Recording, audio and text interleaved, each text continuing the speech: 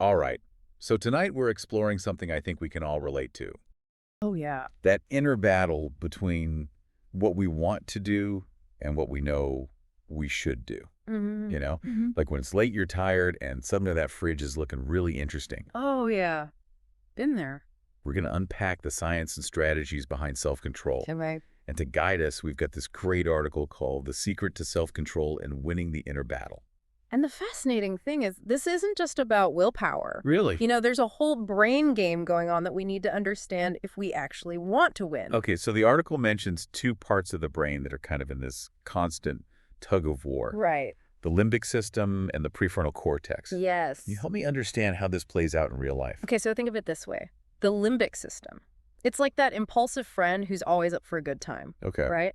It's urging you to grab that extra cookie or hit snooze or scroll endlessly through social media. Oh, yeah. It's wired for instant gratification. And honestly, from an evolutionary perspective, it makes sense. How so? Well, way back in the day, our ancestors needed that quick response to survive, Oh, I see. to find food, seek shelter, avoid danger.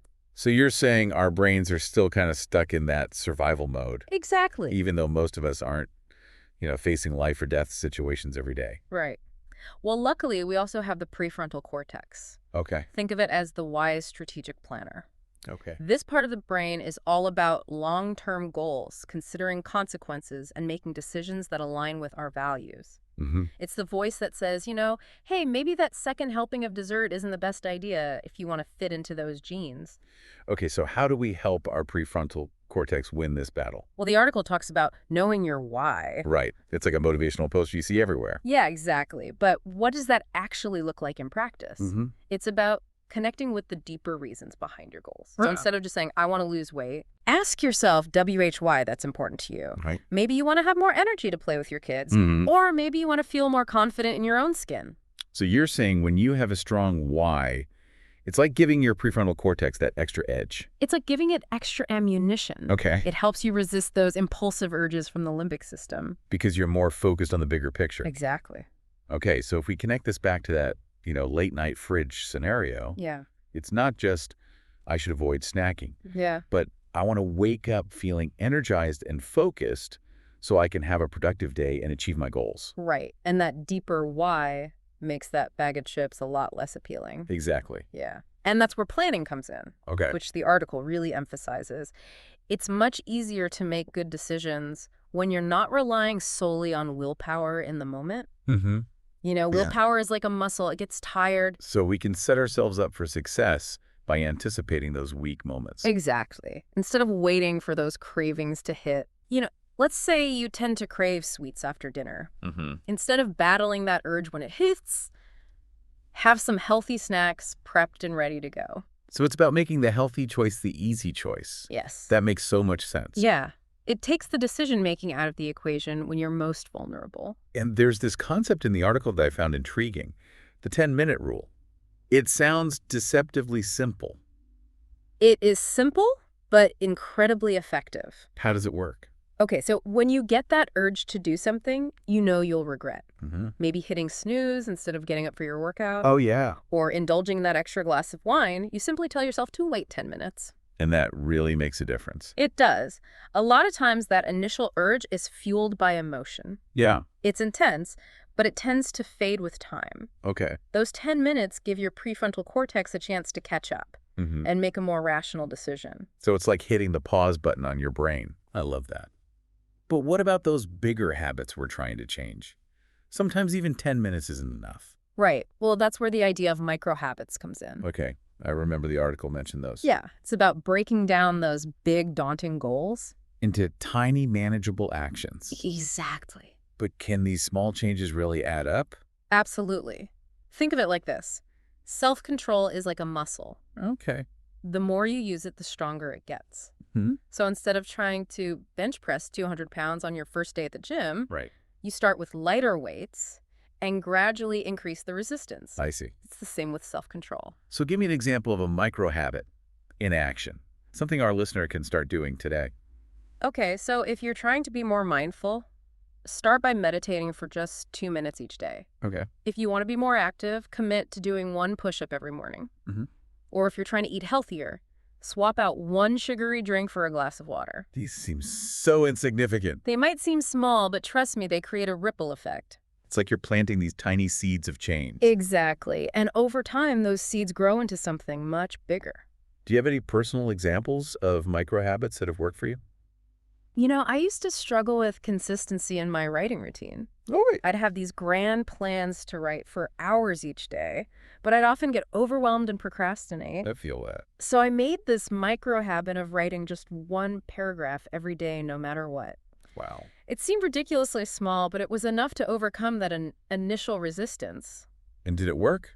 And you know what? Most days, once I started writing that one paragraph, I'd end up writing much more. That's a great example. It Mhm. shows that you don't have to make these huge, sweeping changes to see results. Right. But even with the best intentions and micro habits in place, we all have those moments where our inner critic takes over. Oh, absolutely. Well, That's where reframing our inner dialogue becomes crucial. okay, the article touched on this a bit. Yeah, so often we sabotage ourselves with negative self-talk. Things like, I can't do this, or I'm too weak, or I'll never change. It's like we're our own worst enemies. Sometimes, yeah. Yeah. So how do we shift that inner narrative? How do we become our own best cheerleaders? It starts with awareness. Pay attention to the thoughts running through your head, Okay. especially when you're facing a challenge. Mm-hmm. What are you saying to yourself? Okay. Are you encouraging yourself or putting yourself down? I see. Once you're aware of those negative thought patterns, you can start to consciously replace them with more empowering ones. So instead of I can't resist that donut, it's I'm choosing to nourish my body with healthy foods. Exactly. Or instead of I'm too tired to work out, it's I'm grateful for the opportunity to move my body and boost my energy. It might sound a bit cheesy at first, But those positive affirmations, they actually start to rewire your brain. really? The more you practice, the more natural it becomes. And those new thought patterns make it easier to make choices that align with your goals. It's like you're training your mind to be your ally. Exactly. Not your saboteur. I love that. What? But even with positive self-talk, there are still those times when we need extra support. Oh, Yeah. for sure.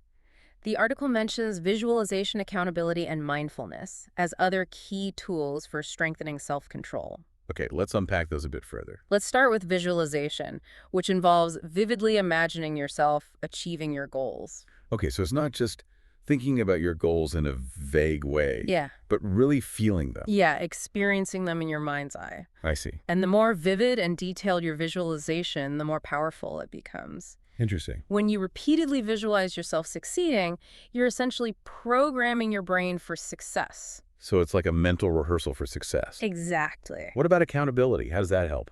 We all know how easy it is to let our goals slide when we're the only ones holding ourselves accountable. Right. But when we share our aspirations with someone we trust, Yeah. it could be a friend, a family member, a mentor, or even an online community. It's like having your own personal cheering squad. Exactly. Someone who believes in you and wants to see you succeed. And sometimes just knowing that someone else is aware of our intentions can be enough to keep us going.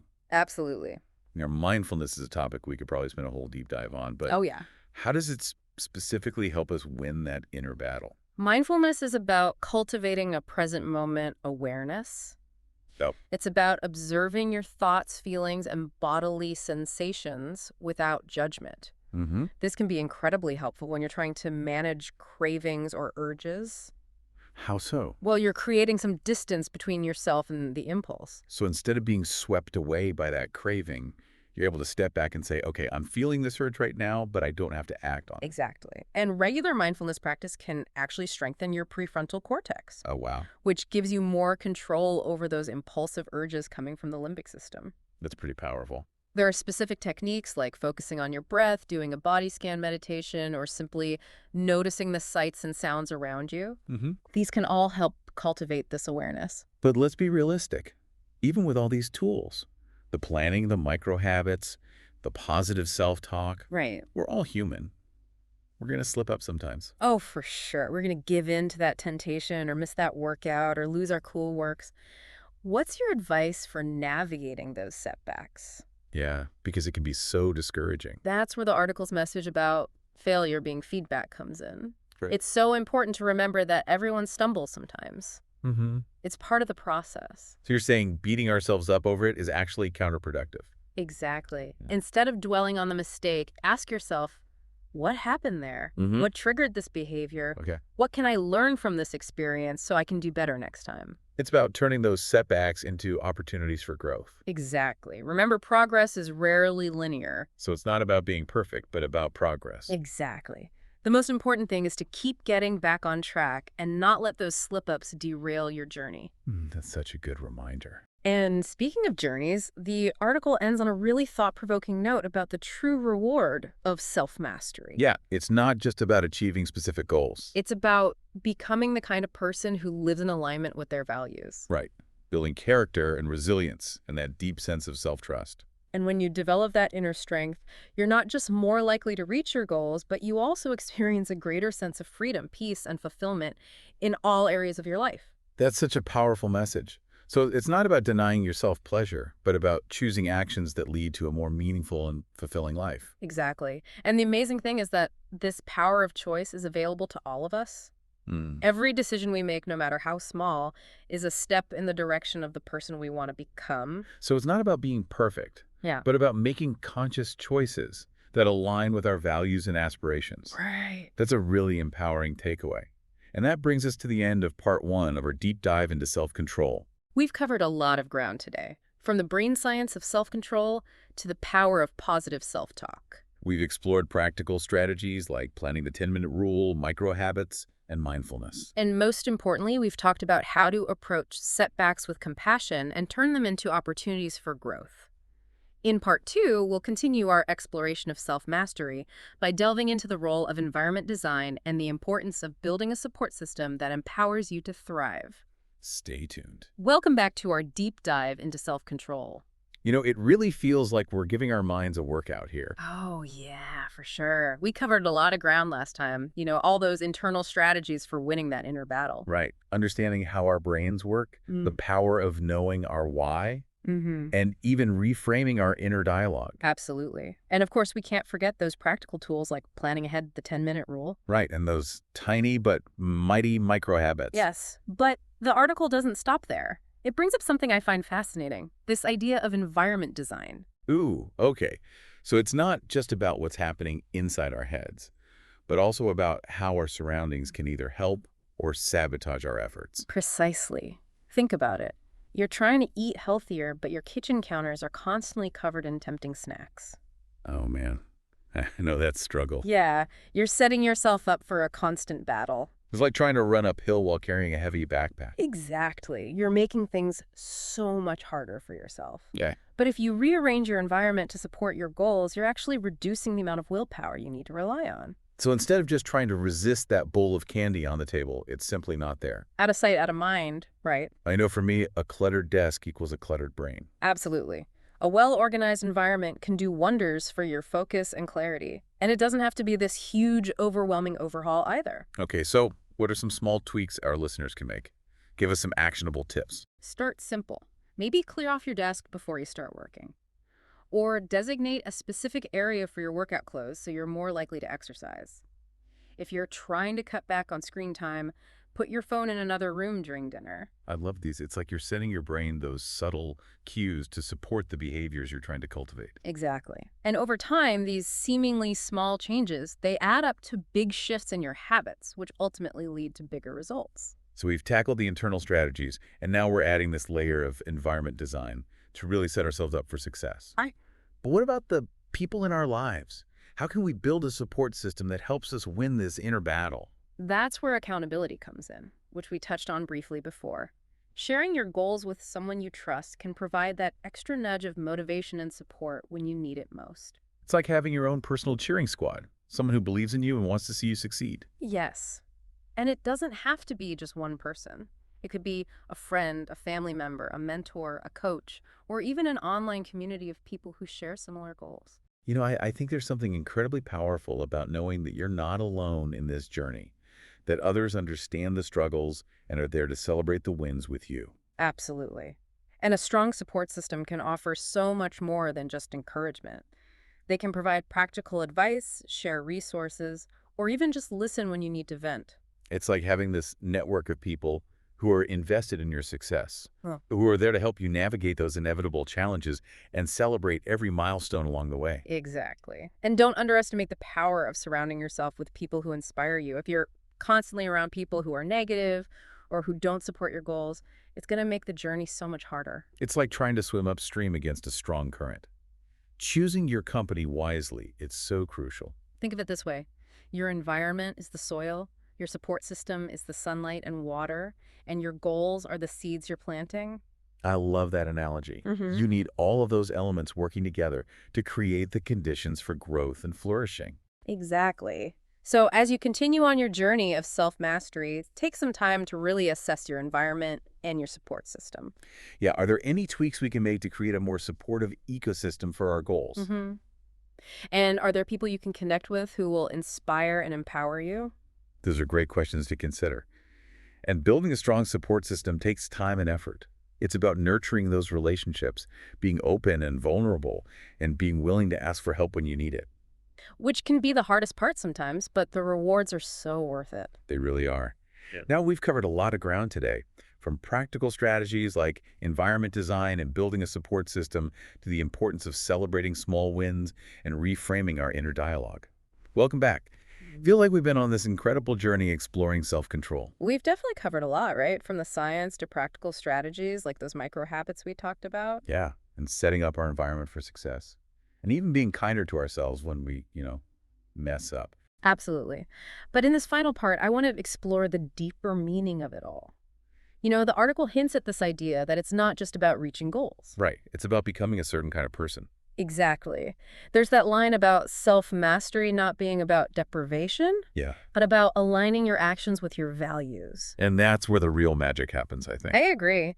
When you start living in accordance with your core beliefs, it affects everything. It ripples out into every area of your life. Exactly. So it becomes less about checking things off a to-do list Mhm. and more about developing those deeper qualities like integrity and resilience. You're not just going through the motions.